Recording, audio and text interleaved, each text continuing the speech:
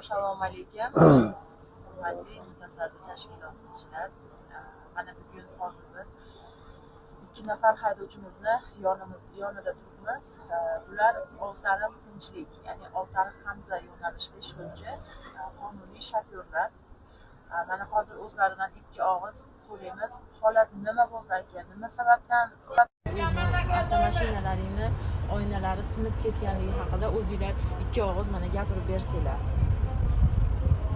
Biz qonuniy yo'nalishimiz bo'yicha ishlagani borgandik, haydovchilik bilan shug'ullanamiz, yo'lovchi tosh bilan borganimizdan beri mana shu asablar tugadi, gapirishga ham hozir hech nimamiz bo'lmayapti, majburmiz.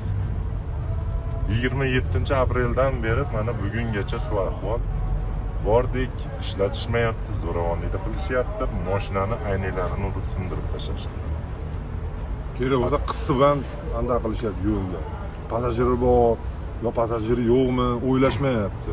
Bu bizku mayli, bitta odammiz, bitta shopirmiz. O ichidagi yo'lovchilarchi. Yo'lovchilarni o'ylash kerak, passajirlarni o'ylash kerak. 4 ta 5 ta odam bo'ladi ichida, mashinaning ichida. 2 ta odam bo'ladi, yosh bolalar bor ichida. O'shalarni o'ylash kerak, inobatga olish kerak. Qilsa o'zimizga qilsa. Bu fuqarolarda ayb yo'q-ku hech qanaqa. Passajirlarda. Bu borada ichki ishlar 102 raqamiga qo'ng'iroq qilib ogohlantirdinglarmi yoki shundoq qaytib kelaverdinglarmi? 102 ga qo'ng'iroq qildik. Hatto uchastka noziriga arizalar bilan murojaat qildik. Mashinani urgan shaxs bir Damazda ichida bo'lganda, o'sha Damazni topib ham olib keltirdik.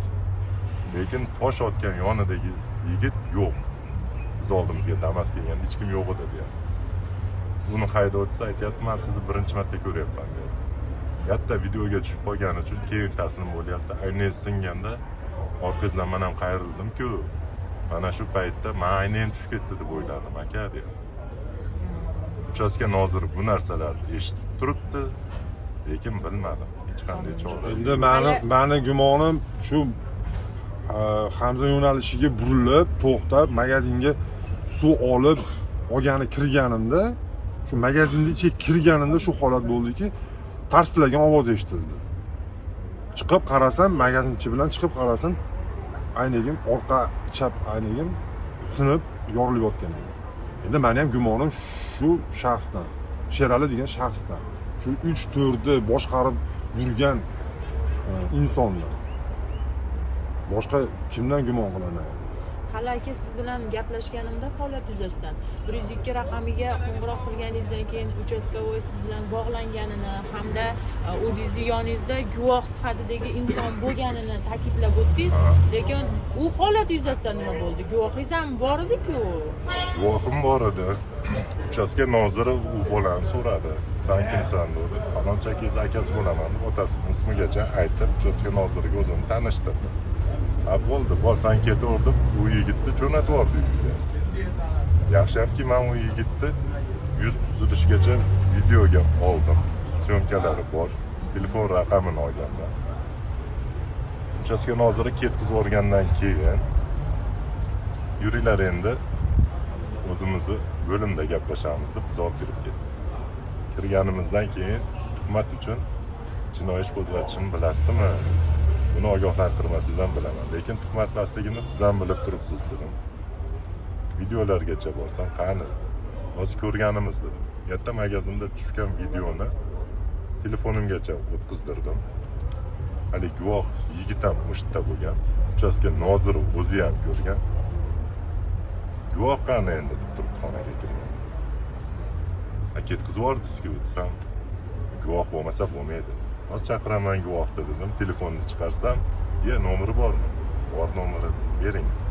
Nomerni bersam, telefon qildi, bitta yosh bilan xodimini jo'natdi, borib olib keldi. Yigit o'zi yolg'iz keldi. Yonida xodim yo'q. Qani, sen jo'natganim odam jo'natdim. Telefon pullaring bo'ldi, hech kim borgan yo'q. O'zim keldim dedi. Bo'ldi, siz chiqing dedim, men chiqarib oldim. Bu yigit bilan nima gaplashgani menga noma'lum. Lekin yigitning syomkalari bor. Mashinaning ichida o'tirgan holatda syomka qilingan. Hozir hech qanday yechim yo'qligiga men ishonchim komil bo'lib boryapti. Uchastka Demak, bu noziriga. yerda ichki ishlar xodimi yechim qilish o'rniga sizlarga nisbatan o'zinglarga chora ko'rish maqsad shunaqa bo'lyapti.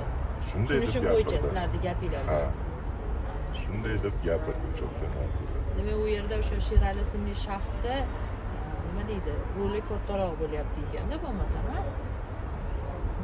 Xo'p, siz aka, siz bilan suhbatlashganimda hali nima dedingiz? Bizni ichki ishlar otdeligacha olib kirib ketishdi dedingiz. U holat qanday bo'ldi aka? U holatga kelsak, endi to'g'ri borganimizda biz endi ishlagani borganmiz, boshqa maqsadda bormaganmiz o'zi albatta. Borsak, shu o'z-o'zidan kelib shopirlarni u tarafdan ham bu tarafda shopirlarga hammasini olib kirib ketdi. Shu bilan kechgacha qolib ketdik o'sha nimalar, otdelda. Melisaxona otdelida. Bo'lgan holat shu. Shu bilan kech payt ruhiy ta'ziyat o'tkazildimi? Nima bo'ldi? Endi kechgacha nima qildinglar? Adetilaring qanaqa bo'ldi? endi ruhiy ta'ziyat deganiki, endi ishdan ham qoldik, qornimiz ham och qoldi. Bir so'm pul topganimiz yo'q, gazimizni o'zimiz yonimizdan quydik. Shu ahvol. Kech payt soat 10 da chiqib ketganmiz.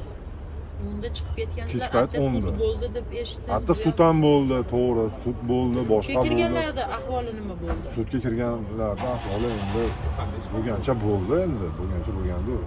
Ular ham bir so'm. Yo'q. Endi nima men deydi? so'ramoqchi bo'lganim sizdan, sud 10 da tugatildimi shunda 10 da chiqib ketdik deyapsizlar. Siz qayerdan chiqib ketdingiz o'zi? Sud zalidan chiqib ketdingizmi yoki otdeldan chiqib ketdingizmi? Biz suddan chiqib ketdik. Sudda biz qatnashmadik-ku, lekin sud nimasidan chiqib ketdik biz. Lekin guvoh sifatida sizlarni ham olib o'tirdi o'sha o'yingacha. O'sha yerda o'tirdi. Sizlarda hech qanaqa ayb bo'lmasa ham, lekin Ha. o'sha yerda olib o'tirdi. Olib o'tirdi. Endi holat yuzasidan yana ko'pchilik shopirlar bilan gaplashganimda, ular bizni avtobusda hech narsa yo'q, avtobusda o'sha ichki ishlarni avtobusda olib ketildi deyapti. Shu to'g'rimi? To'g'ri, ichki ishlar avtobusda olib ketildi. Hammani ichki ishlar avtobusda olib o'sha sud binosiga olib kirildi. Kerakli nimalar shaxslarni sud qildi.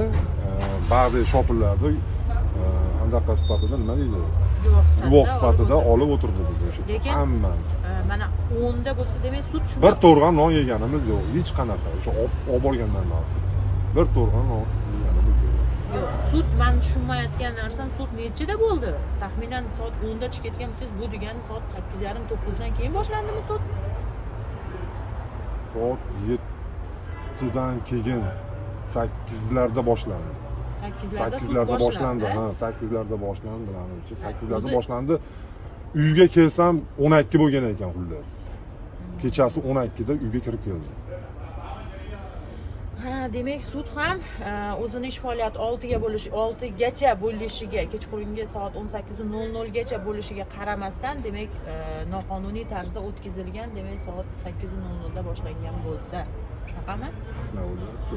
Mana hurmatli mutasaddi tashkilotlar, mana jabr ko'rgan shofyorlarimiz, mana oynalari sinib, mana hozir men bular bilan gaplashganimda, to'g'risi u yerga borganimizda biz o'zimizdan ko'ra ko'proq yo'lovchilarni o'ylayapmiz, yo'lovchilarni hayoti-chi degan mazmundagi nimalar bilan ozgina bularda qo'rquv paydo bo'lgan. Mana shu aynan shu holatlar yuzasidan mutasaddi tashkilotlarga murojaatimiz, mana shu tenderda g'olib bo'lgan firma hamda haydovchilarni qonuniy ishlashiga amaliy yordam berishlarini so'raymiz. Shunaqami akalar? Shunday. Mana bu akani ham avtomashinasi. Yuring, men mashinamni ko'rsatay sizga. Marhamat, mana bu ichkarida singan joylarini ko'rsating. Ularni ham ko'rsating.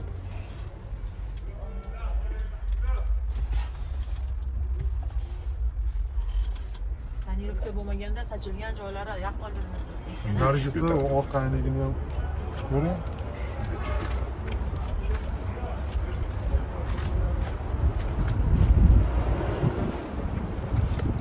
Mana shu ayni.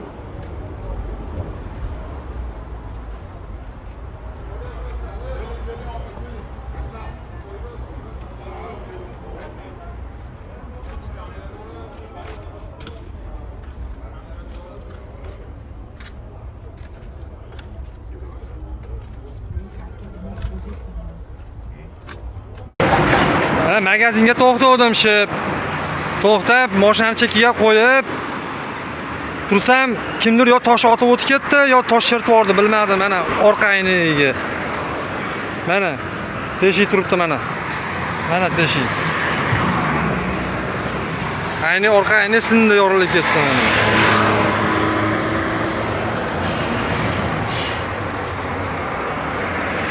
O'shanga nima qilishimni bilmasdan hozir sizga ko'rsataman-da.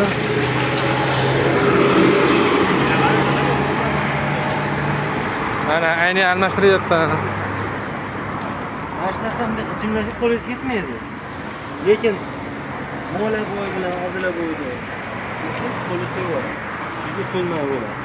Mana ichlarini yaxshilab qo'shib, masala qandoq qilib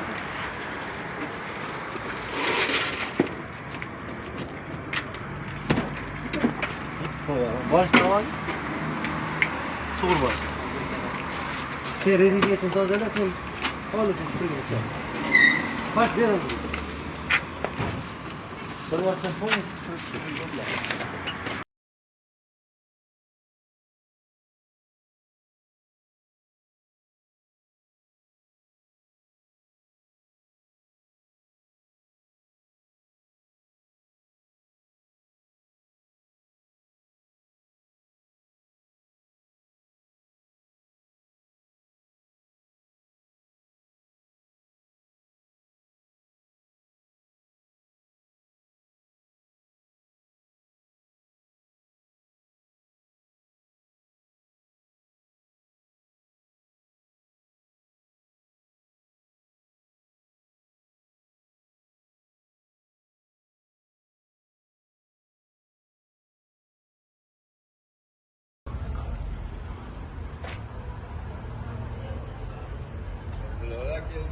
Ozoda keldi, o'zi to'xtagan joyida.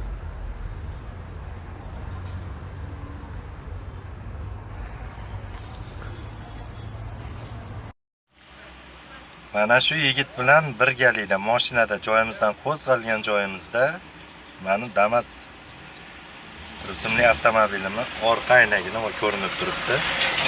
Sindirib qochib ketishdi. Roldagi yondagi yo'lovchini ham tanimayman, bilmayman, lekin mashinani avtoraqamini yozib oldim. Qaymas Svet Damas 2.023 Shu ukam guvoh. Mana shu yerda aholisidan bu ukamiz.